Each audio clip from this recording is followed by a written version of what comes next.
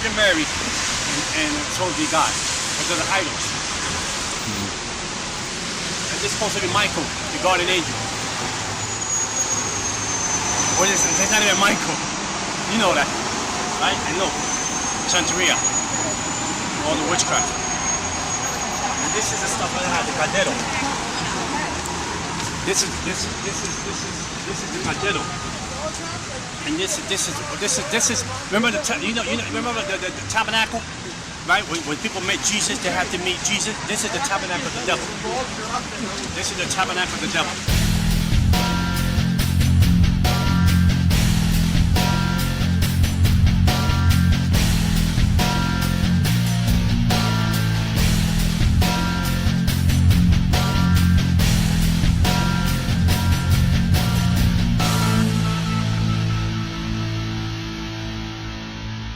I grew up in a neighborhood that, first of all, the first killing that I experienced feet away from me when I went to go and get a gallon of milk was only 10 feet away from me. They shot the guy like 7 times. They shot him 7 times. As a young boy, I seen killings after killings after killings.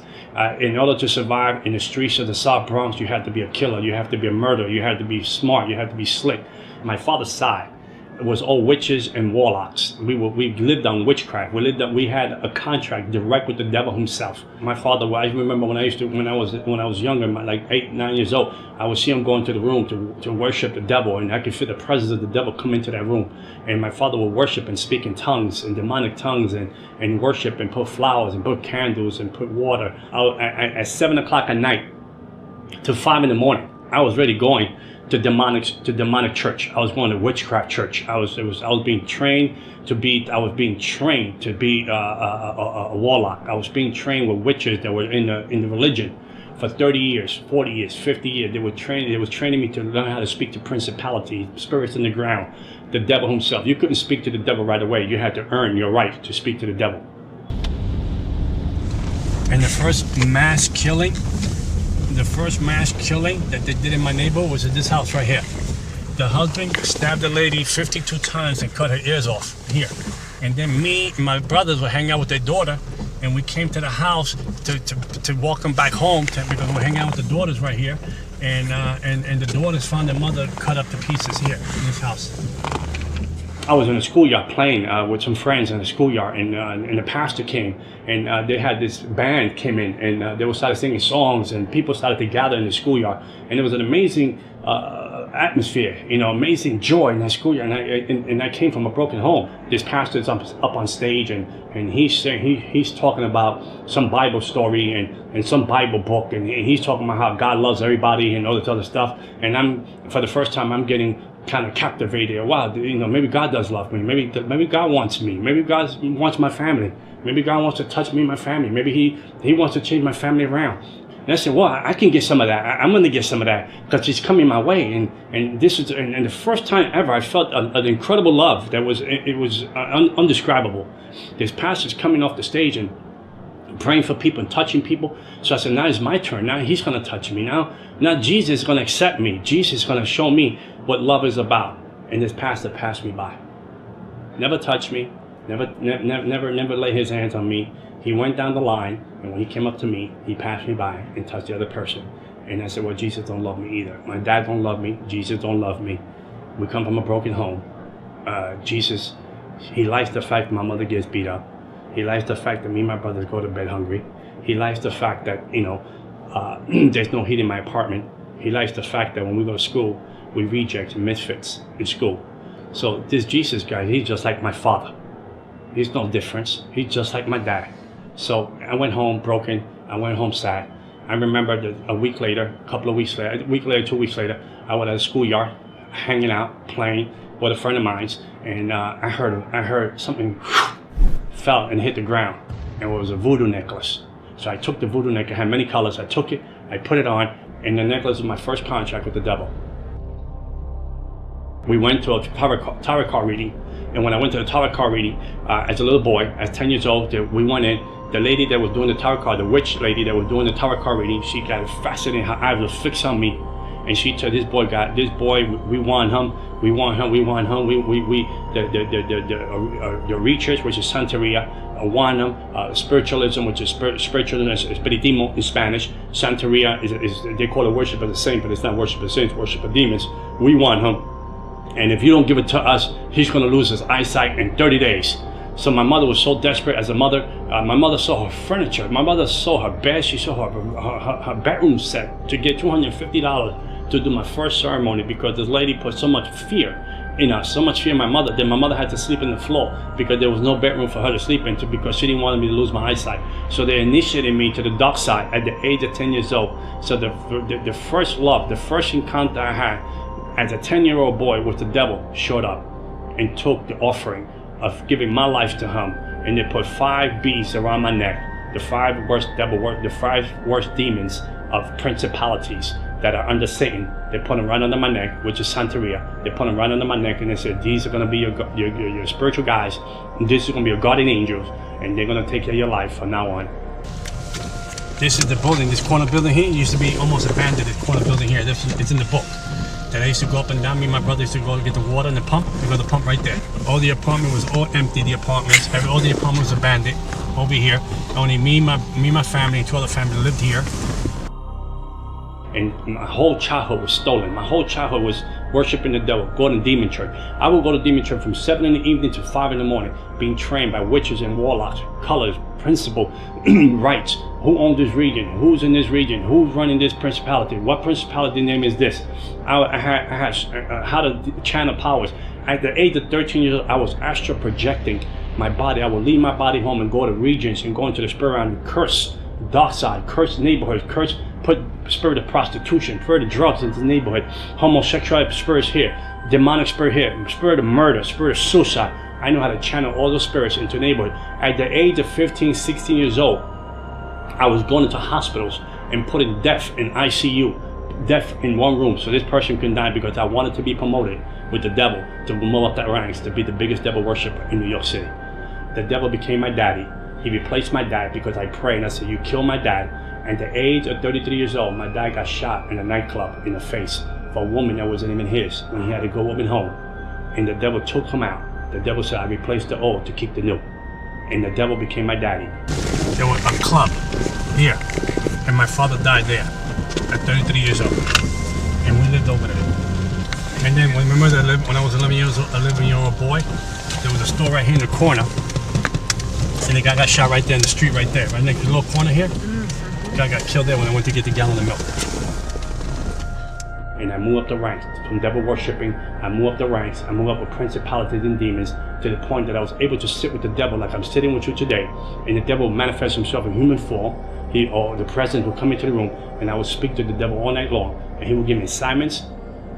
I would go to 5 clubs or 5 lounges a night to look for people to recruit to the dark side. I would tell people their fortune. I would tell people their lives. I would tell people things that they did, things that was going to happen to them, that then they had no clue who I was. They didn't know who I was. I just had the demonic powers.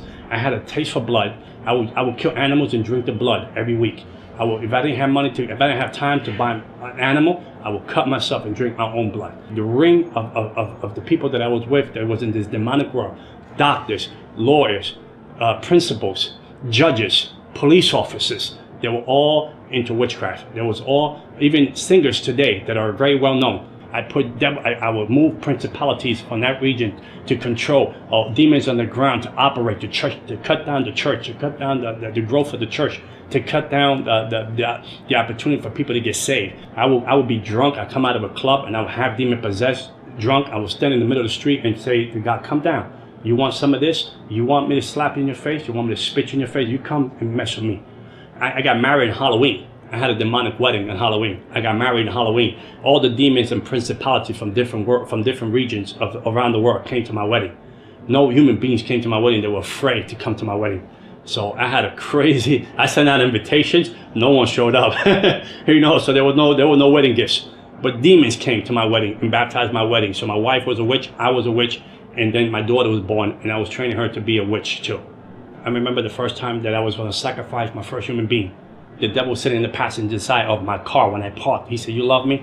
I said, of course I love you, Daddy. He said, there's a guy on the rooftop. he's gonna try to take you and take your money or hurt you. You kill him if you love me.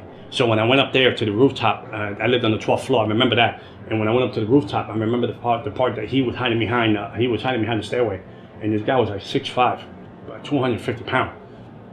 I was half demon possessed. I felt the demon within me, and it wasn't even me anymore. So I was going to drag him into my apartment and stab him in the neck because I had a cardrone pot with weighed about 100 pounds plus. And I had like 9 machetes in it, and I had knives in it that I used to kill the roosters with. But when I went to grab this guy that I wanted to bring him to my apartment, he just went off my hands and just disappeared. He went down the story. I mean, this guy was like an Olympic athlete. He just whoosh, he just gone, disappeared. And I couldn't grab him and kill him. So I was very disappointed that I couldn't kill my first human being. People go to the city over. It's a demon right here.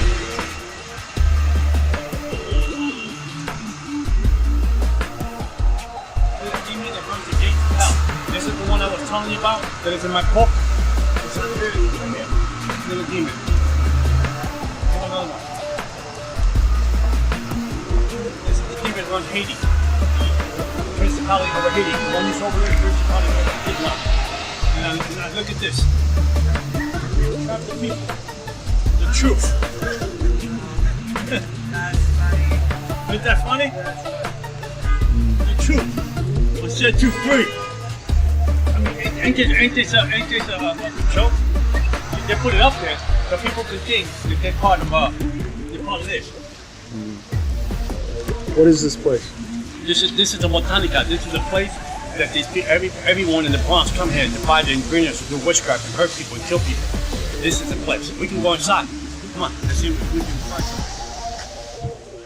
If I tell you I was going to kill you in 30 days, you prepare your funeral. You was going to die in 30 days. If you, I don't care who you were, I don't care who you knew, I don't care what you call yourself. If you were Catholic and you say you were a Christian and you say you were a believer, I was going to kill you unless you had a real relationship with Jesus Christ. And the lady that lived downstairs, she came up to me, she told me, my husband is cheating. I want you to kill the woman that she's cheating with. Put a witchcraft spell on her and kill her. How much you charge me? I said, well, come back. I'm going to speak to the devil, my daddy, and I'll let you know. Come back in a couple of days. So the lady came back. The devil told me what to buy. He said, buy a coffin box, buy 21 black candles, buy an image of the lady, put her in the box, to do the witchcraft, to kill this lady. So we were going to do her for 21 days. She was going to die. After 21 days, we were going to do her funeral. So when the lady came to me, I said, I'm going to charge you $10,000. I told her to kill the lady. She said, sure. She said, I tell you what, I know you. You've been good to me. I go to your house parties. Give me $7,000. I'll give you 30% off. I said, I'll kill her. I give me 30%. I take 30% off the 10. Give me 7,000. So when the lady was going to leave my house, she said, by the way, she's a Christian. She said, the lady's a Christian.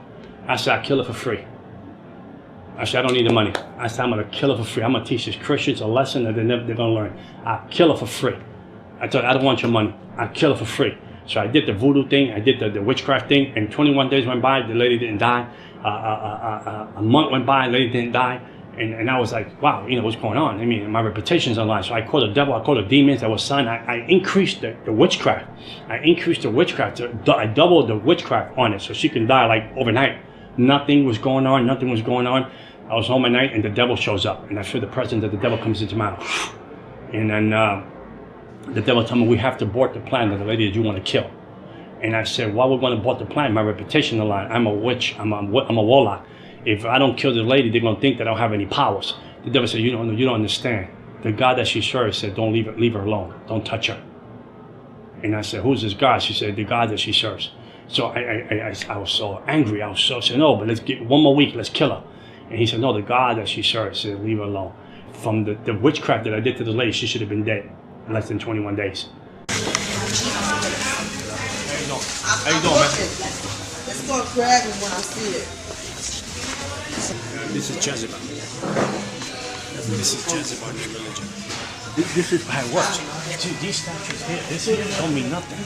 But it's the demon behind it. So in order for me to identify to this has to be created because I can't identify to a spirit.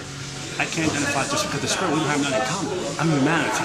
A spirit is immortality. A spirit is a spirit of demon. I can't relate to it. So in order for me to relate to it, he has to put this guy in the middle so I can relate to it because he's human form. He looks like a human being. There's a story behind this guy, so now I can relate to him. So the demon operates to him. You understand? Same thing with these guys.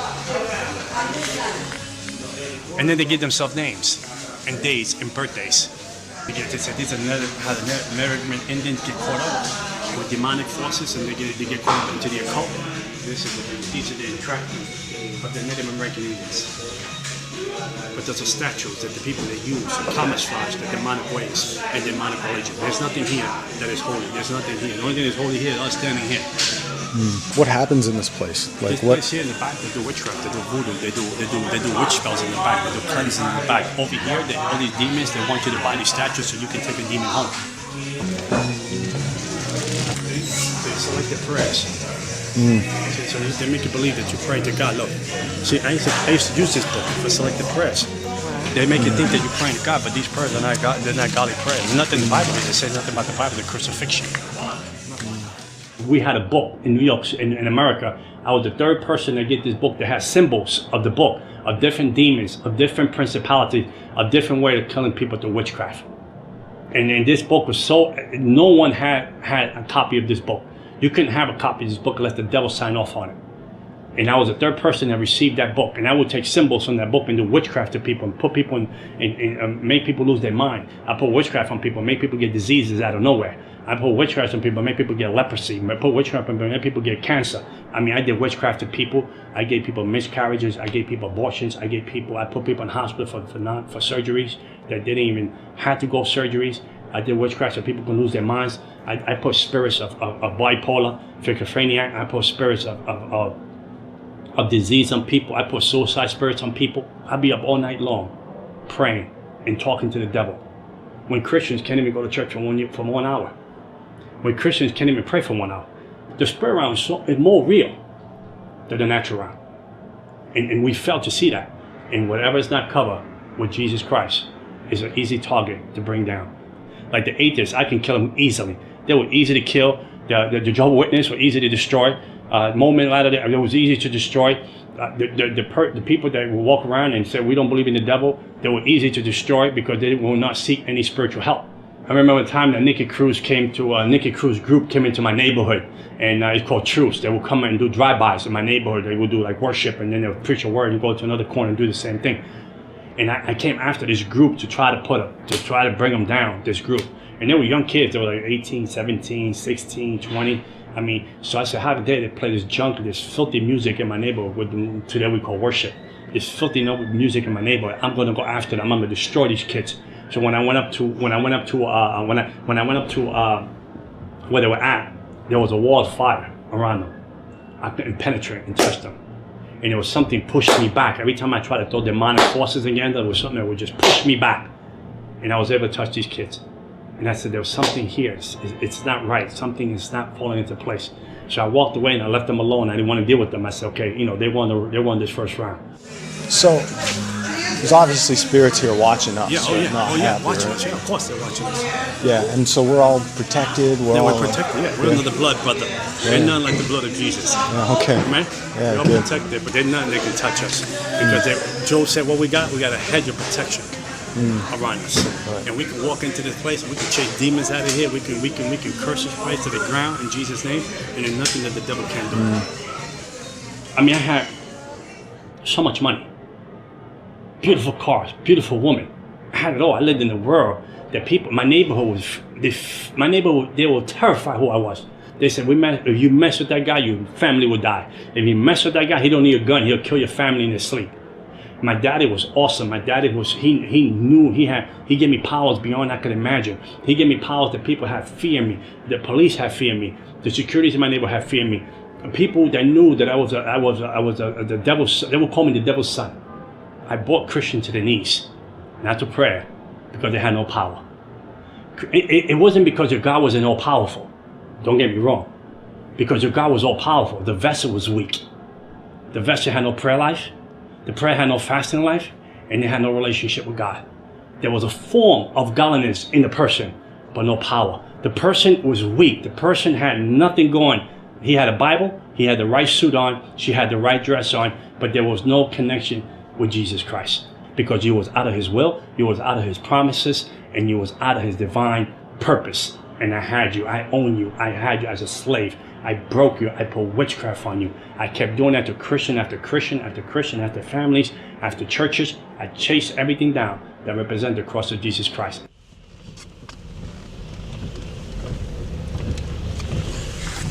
Very demonic place.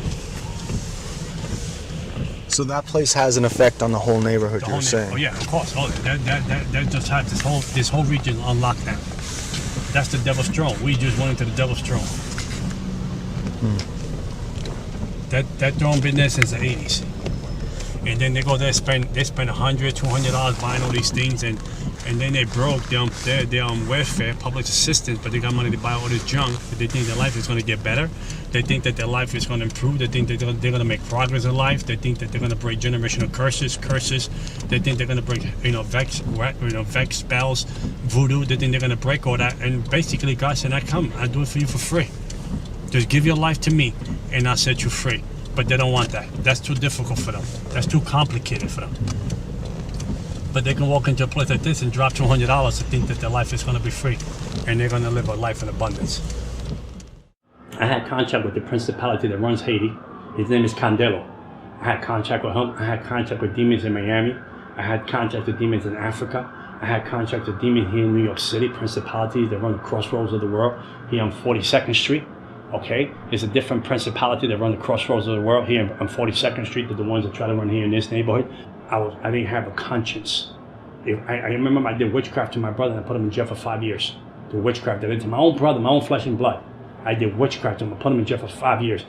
My other brother that was a warlock, he came into my house one time with an attitude and the demon jumped on him. And he ran out the house. He couldn't hold the pain in his stomach.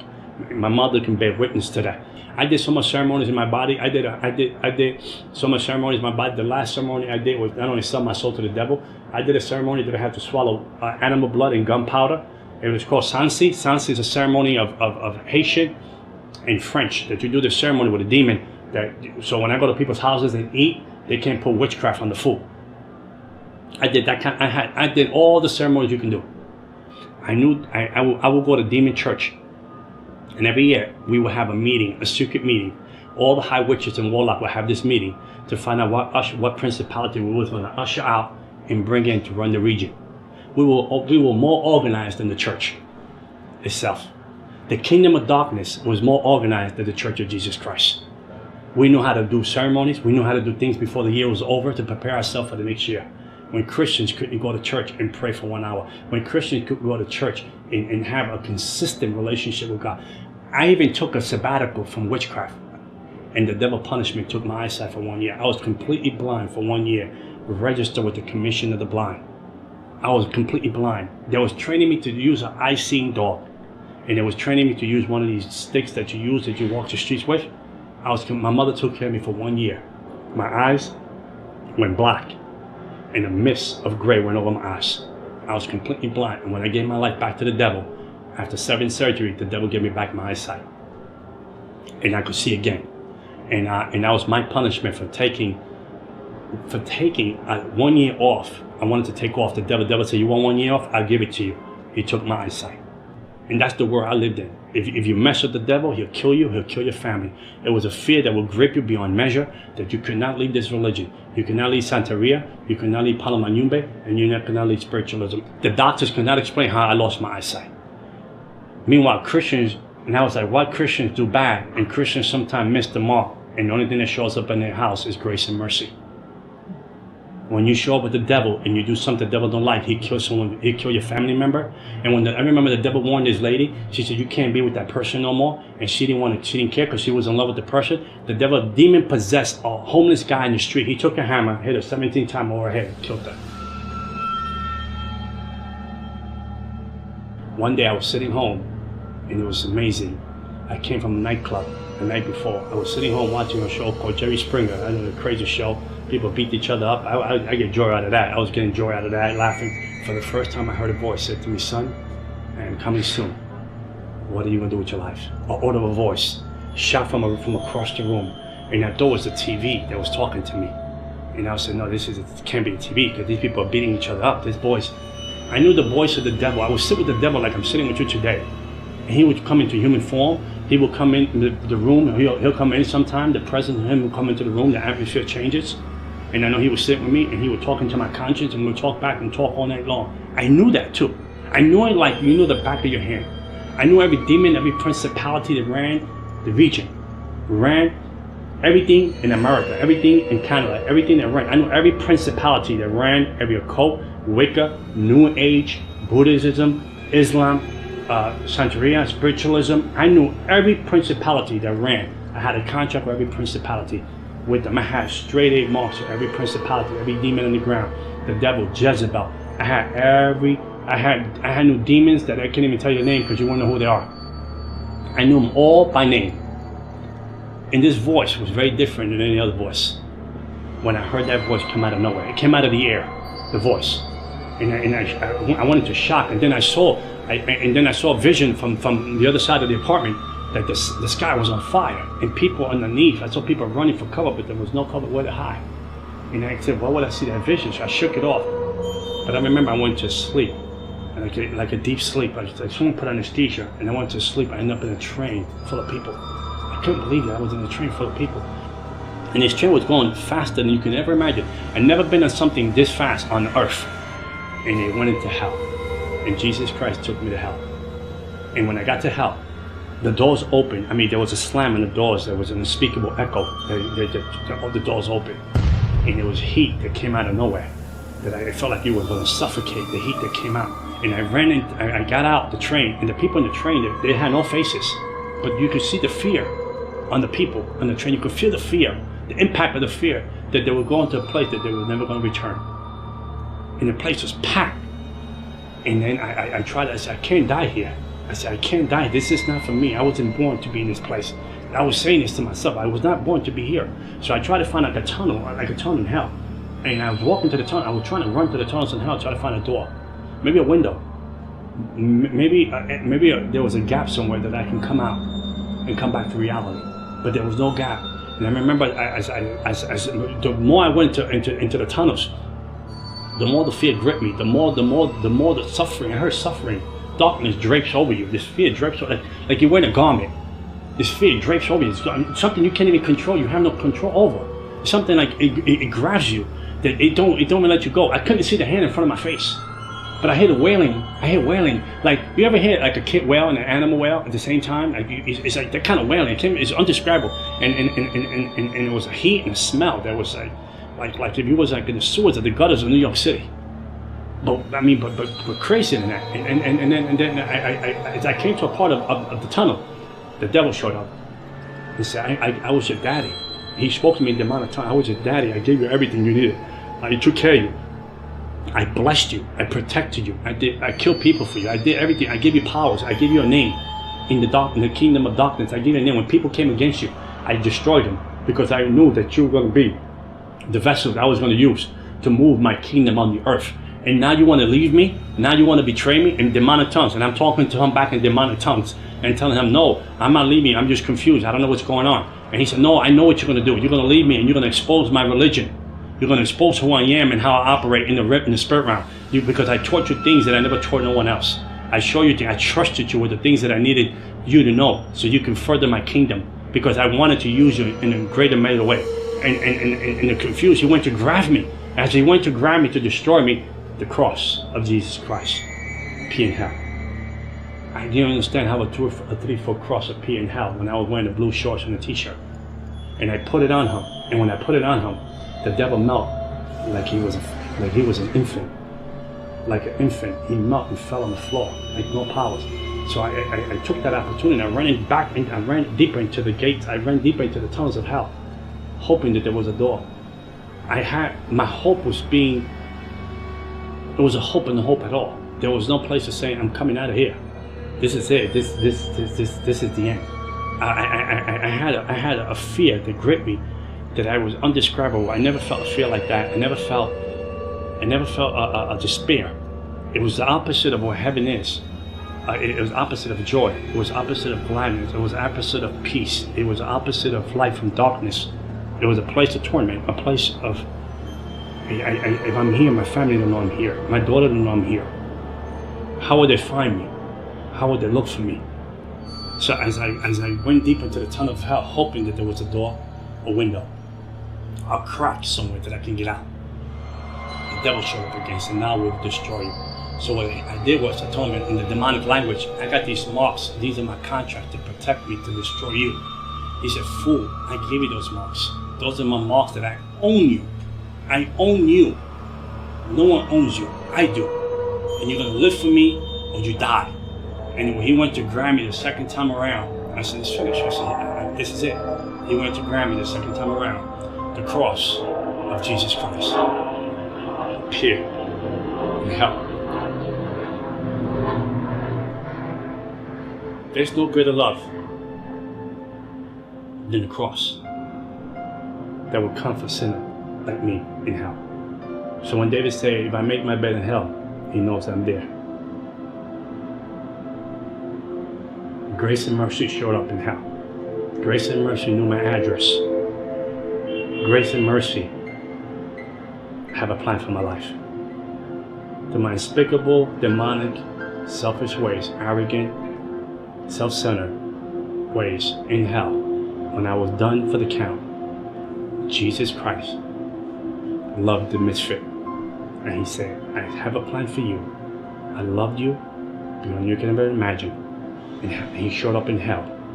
And when I woke up, then my spirit came back into my body.